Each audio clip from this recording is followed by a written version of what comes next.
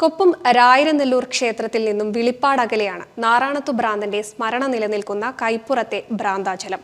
വാറയിൽ കൊത്തിയ പടികൾ കയറി വേണം മുകളിലെത്താൻ. കുന്നിൻ മുകളിലെത്തിയാൽ പ്രകൃതിയുടെ മനോഹാരിത ആരുടെയും മനം കവരുന്ന കാഴ്ച കൂടിയാണ്.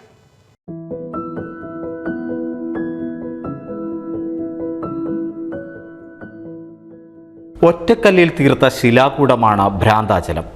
പാറയിൽ കൊത്തിയ 50-ൽ പരം പടികൾക്ക് മുകളിലാണ് ക്ഷേത്രം നിലകൊള്ളുന്നത്.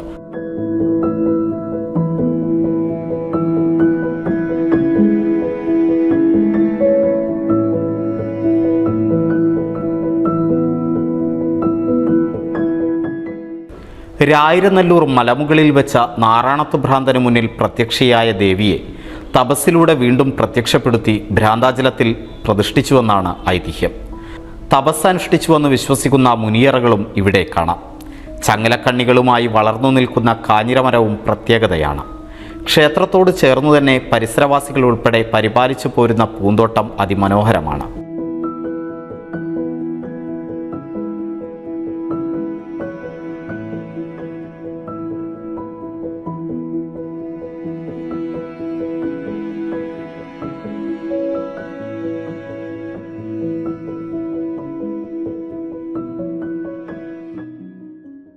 കരിമ്പാറകൾക്കിടയിൽ ഒരിക്കലും പറ്റാത്ത തീർത്ഥക്കിണറും എപ്പോഴും വീശിയടിക്കുന്ന കുളിർക്കാറ്റും വിദൂരക്കാഴ്ചയുമെല്ലാം ഐതിഹ്യപ്പെരുമയോടൊപ്പം മറ്റൊരു അനുഭവം കൂടിയാണ് സമ്മാനിക്കുന്നത്.